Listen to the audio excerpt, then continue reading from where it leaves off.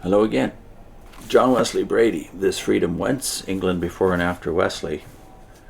He has been talking about the impact of the evangelical revival on Great Britain, and now he turns to Canada.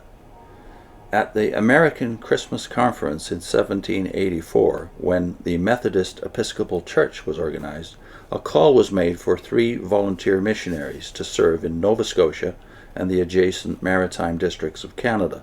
At once this challenge was answered by 3 sturdy young preachers, and a special offering of £50 was collected for their initial expenses. Thus began the organized impact of the revival upon what then were the isolated Canadas. They were called in those days Upper and Lower Canada, generally corresponding to our Ontario and Quebec. But a latter step was destined to more far-reaching significance. In 1790, Asbury and Coke commissioned a youthful American preacher, William Losee, to range at large in Upper Canada, then the special preserve of those redoubtable Royalists and Tories, the United Empire Loyalists. Losee's task was far from easy, for none of the exiled Loyalists desired to learn anything either from the young republic or her citizens. His mission, nevertheless, was a pronounced success. Losee was a preacher of the gospel, and in no sense a politician. Following the Asbury example, he rode constantly through the forest from settlement to settlement and homestead to homestead, praying with and exhorting the settlers, and establishing in many rude cabins family altars around which Bible reading, sacred song, and prayer became hallowed devotions. When Losee arrived in Upper Canada, its population was about 20,000, and its vast area was served by only 6 ordained ministers, most of them Anglicans, who considered themselves state officials and were bent on establishing a state church within the province. Nor was their ambition without political support. By certain notorious clauses of the Constitutional Act of 1791, 1/7 of all unoccupied lands was granted for the support of a Protestant clergy, generally understood to mean Anglican, while power was given to erect parsonages or rectories according to the establishment of the Church of England.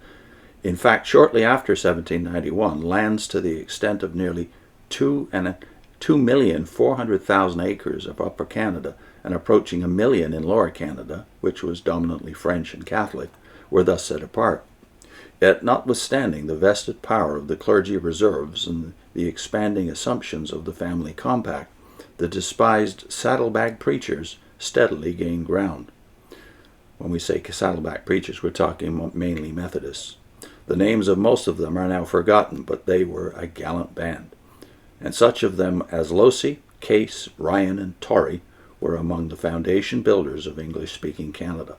36 years after Losee first crossed the St. Lawrence, instead of 6 ordained ministers in Upper Canada, there were 99, of whom a full third were Methodists, to say nothing of the 112 local preachers and exhorters who augmented their work.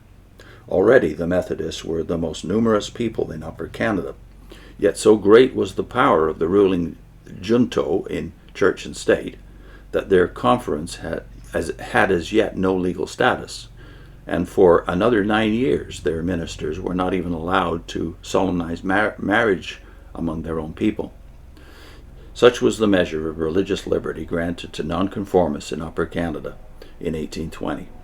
Presbyterians, Baptists, Quakers, and Lutherans felt the grievance as well as Methodists. Nevertheless, the smaller became the proportionate numbers of the family compact, the more obdurately did they cling to the seats of power. With their political corruption and their clergy reserves, they were the immediate cause of the now famous Mackenzie Rebellion.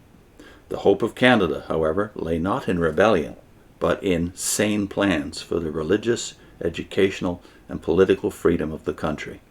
And before the decade, 1820 to 1830, had run its course, the most creative leader in that emancipating movement was looming large on the horizon. Bready is, of course, talking about Egerton Ryerson, a name that is now vilified, interestingly, right here in Canada. More to say on that in the coming pages. I'll put in a link to a video that Vivian shot on Victor Shepard's comments on Lord Shaftesbury's impact. At the very same time that Ryerson is rising to transform Upper Canada, Lord Shaftesbury, who was by birth Anglican, of course, is doing something remarkable in Great Britain. So I'll put a link into Victor Shepard's discussion of Lord Shaftesbury's immense impact on the English-speaking world. See you soon.